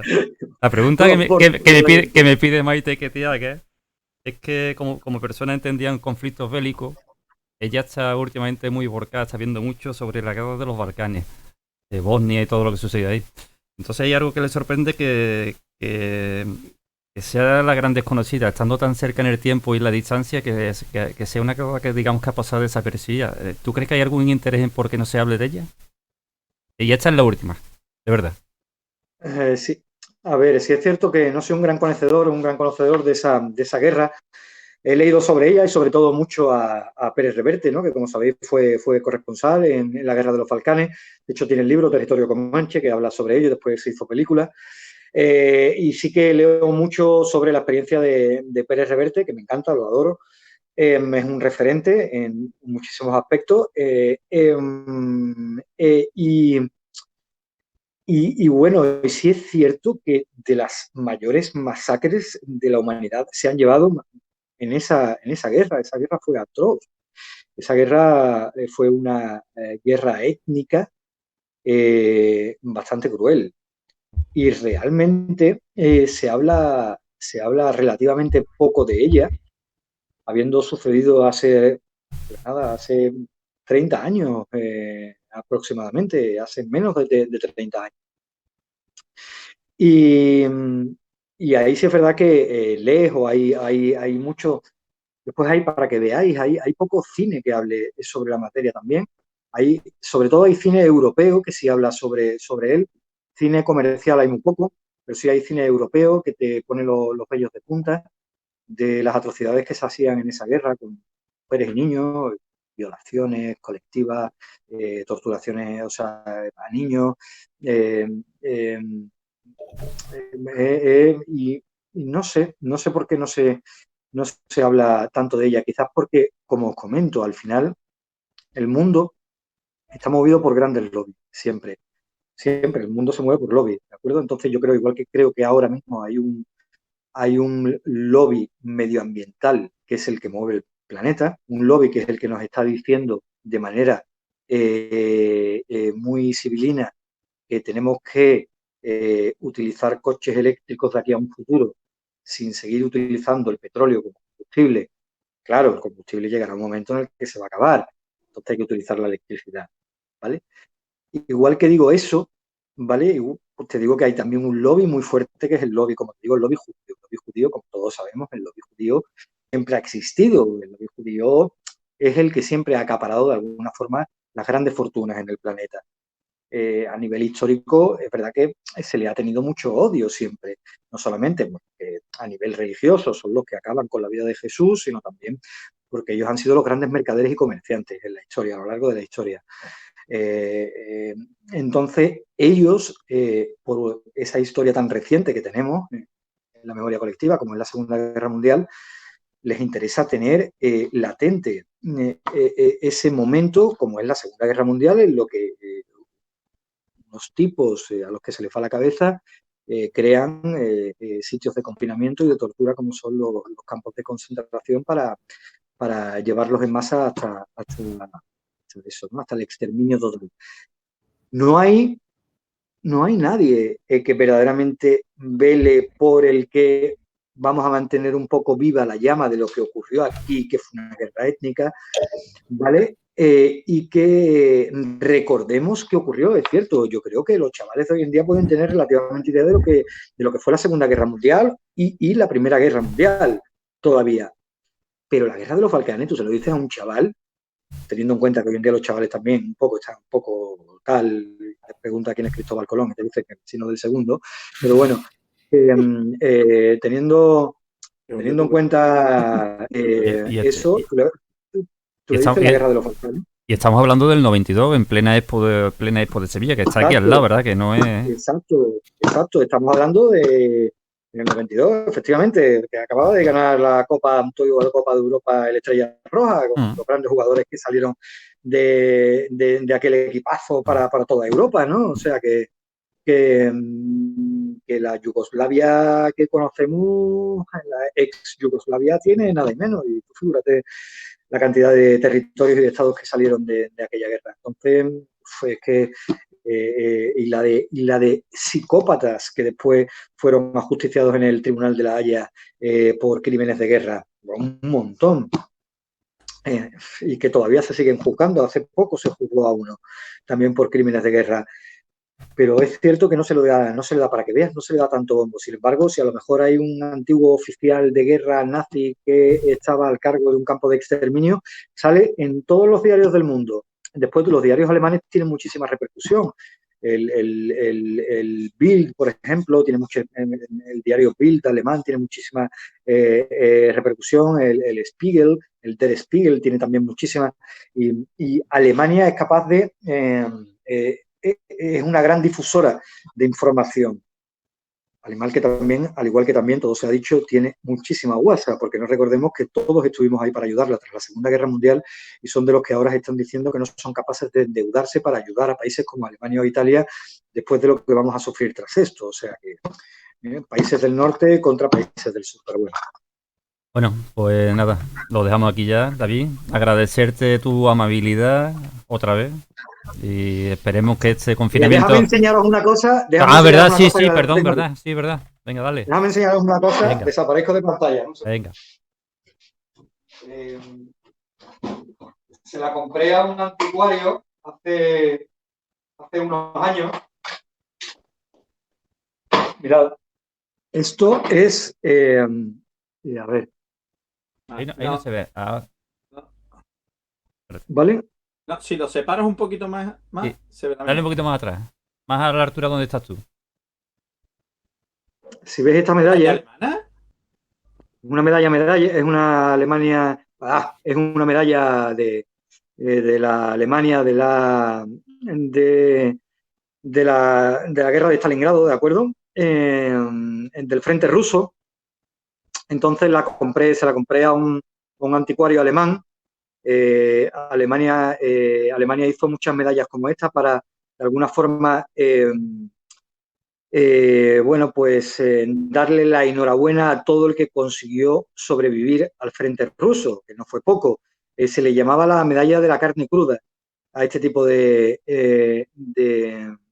emblemas que concedía el Tercer Reich a sus hombres. La medalla de la carne cruda, porque como sabéis, allí, bueno, las temperaturas bajo cero y la escasez de alimentos hicieron que la gente que combatió a la URSS en aquel frente fueran capaces de comerse los cadáveres o incluso de hervir las sillas de cuero de los caballos para comérselas, ¿no? Entonces, el que sobrevivió al frente ruso, el que consiguió sobrevivir al frente ruso, tenía el honor de tener una de estas medallas, ¿no? Entonces, es increíble el poder conseguir una reliquia como esta, ¿no? Estamos hablando que es una medalla del año 41-42. El tipo al que se le concedió esta medalla, pues consiguió estar un año de su vida en el frente ruso. Nadie quería estar allí. Siempre, claro, se les amenazaba a los oficiales y a la tropa con, como te portes mal, al frente ruso. ¿De acuerdo? Entonces, nadie quería estar allí porque las condiciones eran extremas. De hecho, gran parte de la guerra también se pierde allí. Hitler pierde allí muchísimos hombres, muchísimo armamento. Bueno, era eso. Pequeño tesoro que tengo aquí en casa. Curioso, ¿eh? Pues nada, una vez visto tu tesoro, lo dicho, agradecerte, el agradecerte que hayas estado con nosotros y nos veremos muy prontito cuando termine este confinamiento. Tenemos todavía pendiente por ahí una visita contigo por la ciudad de Sevilla para que nos explique una serie de detallitos. Y nada, Sí. David, que todo te vaya bien y que nos vemos muy prontito. ¿Vale? Muchísimas gracias. De acuerdo. Muchas Por aquí gracias, estoy David. cuando queráis. Gracias a vosotros Un y que tengáis placer nuevamente escucharte. gracias a vosotros por invitarme y nada, aquí estoy para lo que queráis. Ojalá esto termine pronto y nos veamos en la calle. Vale, pues gracias. Seguro que sí. Gracias, Adiós. David. Chao. Adiós.